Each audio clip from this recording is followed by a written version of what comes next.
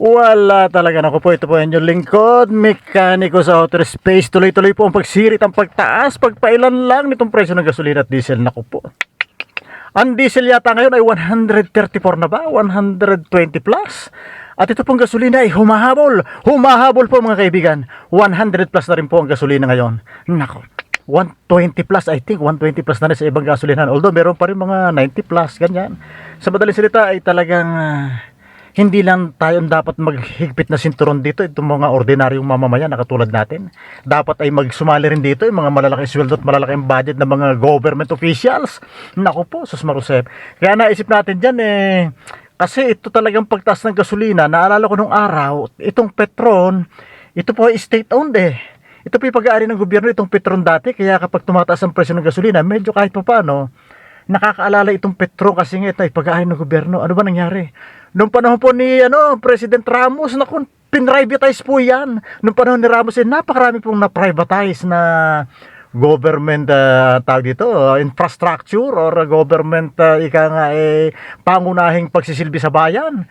Yung mga pang-public service ay pinrivatize. Number 1 nga po dyan, itong Petron. Dahil doon sa oil deregulation, ito yung naging private na. Ay kaya ngayon ang mga ating naisip dito, paano ba may ibsan itong kailangan dito yung matinding bagsakan para talaga matulungan tayong lahat ng mga mamayan.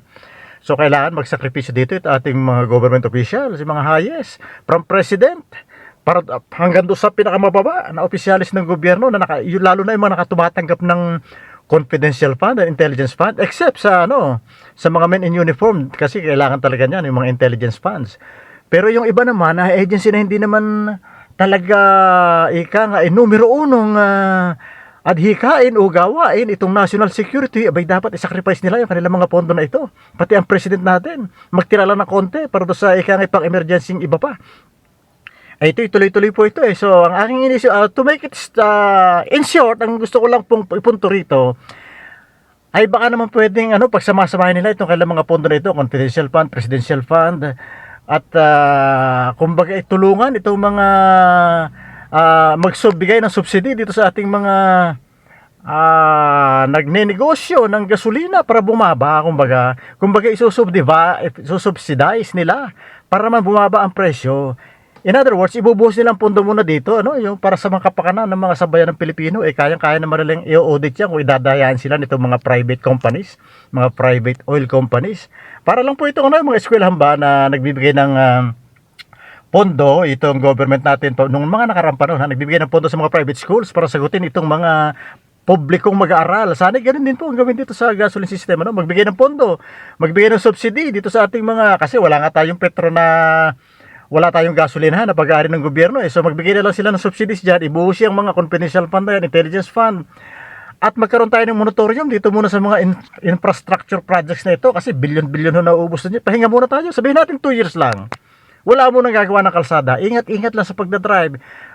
Dito naman, maski naman magandang pa kalsada, binubungkal na So siguro ihinto muna yun. Moratorium tayo 2 years. Baka after 2 years tapos na itong gera sa Middle East. Hopefully, mas maaga sana. Next month tapos na. Ito kasing si Trump sabihin natin, salbahe talaga Utak pulbura talaga ito si Trump. Isipin mo sa kanyang kalokohin, nadamay lahat ng buong mundo. Anak ng tete ito si Trump. Kaya mga bumoto dito kay Trump, kasalanan nyo. Ay utak pulburangan yung ibinoto. Sos Mariosep, yan nangyari sa atin. Damay-damay tayo lahat. Gusto pang bombahin yung number 1 supplier ng petrolyo daw dyan sa Dubai. Binalaan pa itong Iran, bubombahin daw iyon kapag hindi tumalima itong Iran, pag hindi binuksan yung isang ewan ko anong daan niya, gustong buksan na yan, nakalimutan ko na. Anyway, iniatras naman ni Trump yung banta na yan kasi lalabanan siya ng Iran kinol out siya. Sige, sabi ng Iran, ng pinuno ng Iran, at least mga pinuno, pag binombo niya yung Dubai oil petroleum na yan, ibubombahin din namin yung pinagkukuhanan nyo ng langis. As usual, hindi ko alam kung ano yung main na pinagkukuhanan ng langis ng US pero may binabanggit ang Iran mga pamuno ng Iran So by the way, yun nga po akin nakikita dito, magbigay ng subsidy ang gobyerno. Kasi magbibigay sila dito sa mga driver ng 5,000. Hindi naman mabibigyan lahat. Pagkatapos baka one time lang yan. Paano next month? Susunod na buwan?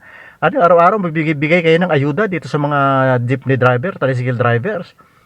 At least dito sa Carmona, binigyan na ng 5,000. Nabasa ko dito sa Facebook. Binigyan ng 5,000 yung mga tricycle driver ng mga lehitimong miyembro ng isang organisasyong pang-tricycle dito. So yun po ating nakikita, hindi lang tayo dapat na magsakripisyo dito, dapat itong mga malalaking sweldong opisina ng gobyerno dapat magbigay dito, magsakripisyo naman kayo. Lalo na yung mga kumita, mga nangulimbat, kumita dyan sa mga flood control projects na yan, kayo naman mag-share dito para naman maibsa kahit pa paano itong aming dalahin. At isa ko pa nakikita dito, on serious note, ay dapat alisin yung oil deregulation law. Matagal na yung pinananawagan ng mga nagrarally, pero talaga hindi matanggal-tanggal yan. Kasi yung oil deregulation law na yun, nagbigay ng karapatan sa mga oil companies na magtaas. Kahit anong oras pwede magtaas. Kasi nga, hindi nire-regulate ng gobyerno sa mga emergency situation lang na ganito, pwede makialam ng konti ang gobyerno, ang presidente. So, dapat tayo ibalik sa atin yung Petron. Sana makuha ulit natin yung Petron na makuha ng gobyerno para naman kahit pa paano yung maibsa. Kasi iba yung meron tayong state-owned petroleum company, iba ho yun kasi kahit pa paano malelevel ng konti yung playing field kapag nagbaba ang Petron. Halimbawa kung ito'y pag-aari ng gobyerno, kapag yung nagbaba ay kahit pa paano mapipilitang sumunod yung mga Shell, Chevron, pareho ba yun? Yung mga Total, mga Phoenix na yan, mga Sea Oil, mga Uni Oil, etc. etc. Mapipilitan yung sumunod kapag meron tayong sariling pag-aari ng gobyerno. Wala nga ay pinrivatize ni Mr. Privatize na President Ramos nung panahon niya, yung ating mga state-owned companies, state-owned public service institution, kung ano man. So yan po, yan ang nakikita. Sana makita rin although hindi naman tayo matalino sa ekonomista, hindi ho ako matalinong ekonomista, ako lamang isang hamak na mekanikong pangkalawakan, mekaniko sa outer space, pero siyempre nakakapagbasa-basa rin naman tayo, kaya ating naobserbahan. Ito ang ating suggestion yun. Mag-ambag naman kayo, manggaling sa inyo sa bulsa na inyong pondo dyan sa inyong opisina, bilyon-bilyon niya, trilyon-trilyon.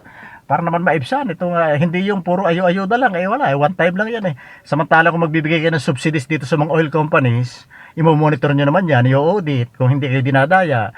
Di kahit pa paano ibababa. Halimbawa, mag-subsidy ang gobyerno ng let's say 20%. Sa Sierra Petroleum Products, babayaran nila yung 20% na sa buong oil companies na yan. Di bababa ng 20% yung presyo ng ating mga gasolina at saka mga diesel. Parang simple math lang, pero siyempre, ating pang-aabang ako ito mapapansin kung tama ba itong ating pinagsasatsat na ito. Dahil gaya sinabi, isa lang akong mekanikong pangkalawakan, mekaniko sa outer space. Salamat po sa panonood at pakikinig. Thank you very much. Hanggang sa muli. Okay, thank you.